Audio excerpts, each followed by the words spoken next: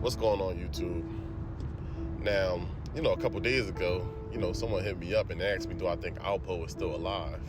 And I'm like, no, why? Like, what's going on? Because you're like the fifth person in the past couple of months that asked me the same question. So I'm like, what's going on? Where are y'all getting this from? So he explained, what's going on. And, I just go on YouTube and I searched it up, and like, this is a real thing. Like, there's people on YouTube explaining why they think Alpo is still alive. Now, do I think he's still alive? Of course not. I think it's nonsense, and it's like, why would he fake his death? A lot of people will say, the government made him fake his death so he can go back into the witness protection program. But it's just like, if he's already kicked out, why would he go back in? And why would they fake his death? Why would they spend, taxpayers' dollars on Alpo? Like, I understand we have a lot of Alpo fans, and, Alpo fans may think he's bigger than he is. And he is a big name in the crime genre. But, he haven't done anything really life-changing for the government to, spend taxpayers' dollars, on him. So it's a waste of money, it's a waste of time. He wasn't really that important in life. And a lot of people always say, oh, we haven't saw the body. Oh, we haven't saw the funeral. We haven't saw this. We haven't saw that. But it's like, why did y'all expect it to be big and like broadcasted, like across like national TV, across the news? Like, this was big news. He was a street dude that got hit up and lost his life. Like, y'all expected Alpo's death to be covered like Michael Jackson or Kobe Bryant. But, I understand he may be big in your head, but he wasn't really that important to the world to be really covered really like that. So I hate to break the news to y'all, but yeah, Alpo, he's gone. And I can't believe we're really having this conversation, but this is real. People really ask me this question. And there's a lot of people that is making videos saying he's still alive, but there's no reason for him to fake his death. Now, let's just say if he did go back into the witness protection program, they wouldn't go out their way to fake his death. He would have just disappeared. Like, faking his death, like, that's like over the board. Like, why would you even really put that out there? Like, it just doesn't make any sense. Like, that's the same thing when people were saying, oh, Tupac's still alive, or they clone Gucci Man. Like, how crazy does this sound? Like, if they're gonna clone someone, they're gonna clone someone like Albert Einstein, or, someone that really means something in life. Like, why would they clone Gucci Man of all people? And why would they fake Tupac's death? So what's the reason behind that? So, it seems like, our culture, we have a tough time accepting people's death. Like, there's always something behind it, a conspiracy or something. Alpo, he couldn't do the 9-to-5 thing. He wanted to show his face. He couldn't be low-key. He wanted to get out there, and he wanted to be Alpo. He couldn't live a regular life. He didn't want to be the average Joe. I mean, the man did over 20 years in jail, so he wanted to come out and, live off of his name. And, he wanted to be that hood celebrity. And a lot of people was trying to get him out there. A lot of people wanted to do interviews, and, they wanted him to create his own YouTube, but he knew his worth. That's one thing. He knew how much, his name meant to the culture, so he wanted someone to drop a bag. Like, he wasn't going to, end up pitting out something himself and ended up flopping. Like, he saw all these other dudes on YouTube, coming out with content and talking about the street life, but he didn't want to do that. He thought he was bigger than that. And he probably is bigger than just, creating just a YouTube channel. And he didn't want to be like other people. He knew, just like I said, he knew his worth. He was just sitting back, waiting for the right person to approach him. Someone with connections, someone that could really do it big. So he knew he was bigger than YouTube. Like, Vlad reached out to Alpo. Vlad threw a number at him. He thought Vlad was trying to play him. And he was just like, yo, it's no use to negotiating anything.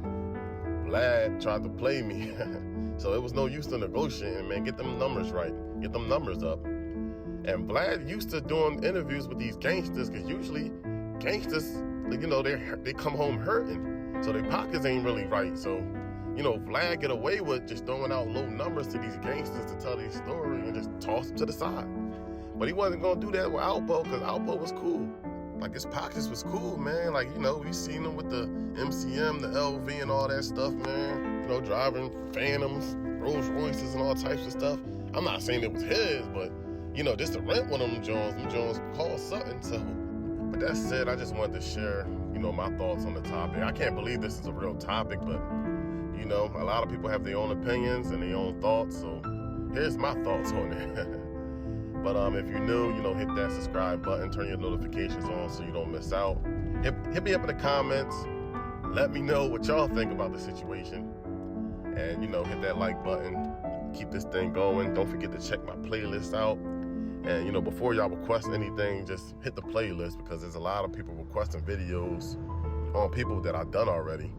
So don't be lazy. Hit that playlist. And you already know, man, we're going to come to y'all every week. And that's it, man. Y'all take care. I'm out. Now, he was placed in Lewiston, Maine. That was past New York, past Connecticut, past Boston. The population is 36,000. He was away from all the action, and it was driving him crazy. So just imagine sitting in jail with 30 years, thinking about all the fun you're going to have when you get out. And then they place you somewhere like Maine. But Alpo was arrested in 91. And he was 25 years old. Now, people don't talk about how short of a run he had. He had about a 4.5 year run. He made a lot of money, but the run was short, just like John Gotti's run. These names are big, but people overlook the guys that had like a 15 or even 20-year run. Alpo and John Gotti didn't have long runs. I'm not comparing them to be equal, because John Gotti didn't become an informant. He told the government, F you, now excuse me, I'm about to go die in my cell. But anyway, Alpo was 25 when he got arrested in 1991. He was still a kid. He missed his entire 30s and almost his entire 40s. So he couldn't do the witness protection because he wanted to live, just like all of us would want to do. You think he was going to miss out on all these IG models, modern day women, these new cars, designer clothes, you know. But like I said, he only had a 4.5 year run. What would you do after sitting in prison for 20 years? Before anything, he wanted to test the waters. The first video that hit the internet of him wearing a blue coat was security. Now, that video looked at as it was early in the morning, but that was a smart move from Alpo. He wanted to see the streets' reaction. And when the streets saw that video, they only saw one thing. They saw a dollar sign. See, many guys reach out to him, telling him everything's good. And I'm talking about some serious play. He didn't have any problems being in DC. He ran into celebrities like ball players, actors, rappers, and they flicked it up. Them street guys must have forgot they don't like rats every time he was around, because it was just all love when he came. You'll be surprised who was praising this man behind closed doors. And yes, guys were scared of him. They heard stories about how he got busy back in the day. So, you know. Now, when he was out moving around, he was attending fashion shows, movie premieres, basketball games, the whole nine. So when he passed away, it was super random. And I'm guessing he got just too comfortable, because he knew he wasn't supposed to be on the street at 3 a.m. That's when all the bullshit happens. And if you have to bring a gun, why even go? Why even go there? So the question is, did they give him a pass for snitching?